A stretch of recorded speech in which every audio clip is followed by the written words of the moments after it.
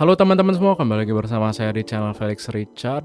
Sebelumnya kita udah membahas progres pembangunan klaster Iris, Citraga dan Serpong update per tanggal 9 Juni 2024. Nah, sekarang kita akan lanjut untuk membahas klaster Kluwi dulu ya. Ini kita masuk ke klaster Kluwi dulu sebelum masuk ke Bellefleur ya, teman-teman.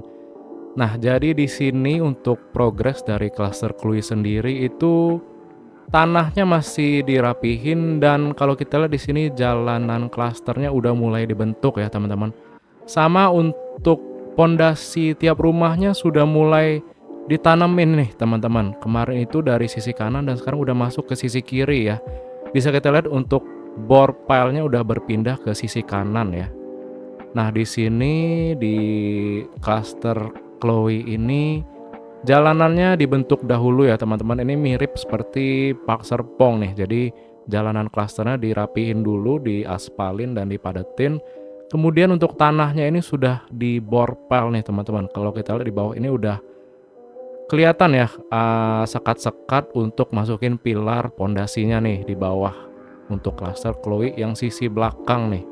Jadi klaster Chloe ini pengerjaannya dari sisi belakang dulu ya, teman-teman. Dirapihin dulu yang sisi belakangnya. Tanahnya udah rapi, udah rata, dan jalanan klasternya udah aspalnya udah rapi, dan ini masih ada pengerjaan untuk persiapan pondasi rumahnya nih, teman-teman, di sisi Chloe bagian belakang. Nah, kita lihat di bawah ini adalah tempat untuk masang pondasi ya, dan ini masih dikerjain ya. Ini saya ambil hari Minggu, teman-teman, dan masih dilakuin pengerjaan. Jadi dari klaster Chloe ini dikebut terus untuk pembangunannya ya.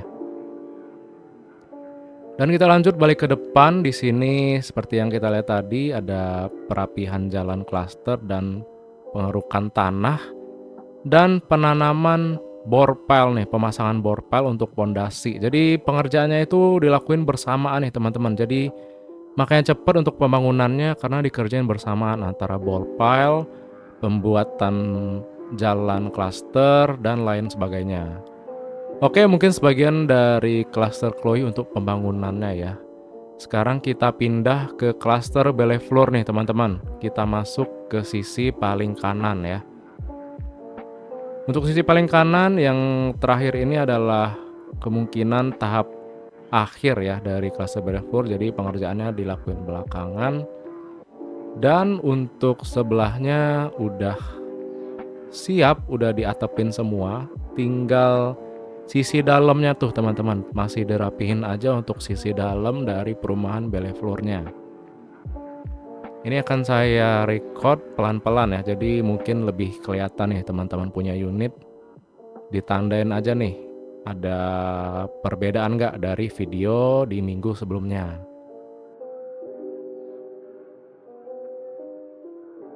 Oke, di sini masih tanah kosong dan di sisi paling belakang itu juga pondasinya masih dibentuk ya. Ini yang sisi paling belakang, pondasinya sudah mulai dibentuk dan rangka-rangka dari rumahnya, tiang-tiangnya udah dipasangin juga ya. Nah, jadi tinggal untuk siap dikerjain nih, yang sisi bagian belakang ini. Oke, kita geser lagi ke depan ya. Untuk tanah bagian samping kanan ini belum ada dibikin pondasinya tuh, teman-teman. Kemungkinan itu dikerjain di sesi terakhir ya, bahkan kemungkinan sesi paling belakang tuh, karena pondasinya pun, bore pile-nya pun belum ditanamin tuh, belum dibikin tuh. Oke, kita lanjut ke sisi kiri dari gerbang utama klaster Bellefleur ya. Seperti yang sudah kita lihat pada video-video sebelumnya, untuk sisi kiri dari klaster Bellefleur ini pengerjaannya dilakuin lebih dulu ya, teman-teman, dibandingin sisi kanan tadi, karena udah hampir banyak rumah yang udah jadi, termasuk udah dicat dan udah dirapi-rapihin sampai atapnya pun udah bersih dan udah rapi tuh, teman-teman ya. Tinggal mungkin untuk septic tanknya baru dipasang nih, teman-teman. Di depan itu bisa kita lihat yang kotak-kotak di depan rumah itu adalah septic tank dan baru dipasang ya. Setelah septic tanknya dipasang, mungkin teras rumahnya baru dirapihin. Nah, ini untuk ujungnya yang belakang juga lagi dibangun ya, paling pojok itu, dan Ya kalau kita lihat semuanya ini lagi penanaman septic tank ya teman-teman, kurang lebih pengerjaannya itu barengan. Di sini semuanya kita lihat di depan rumah itu ada lubang-lubang kotak-kotak, itu adalah septic tank ya teman-teman. Ini kita lanjut lagi sampai ke ujungnya klaster Beleflor ya teman-teman. Nah yang ujung ini masih ada banyak tanah di depan itu, jadi masih digali aja untuk pembuatan septic tanknya. Setelah septic tanknya ditanamin, terus tanahnya dirapihin dan kemudian baru diaspal untuk pembuatan terasnya.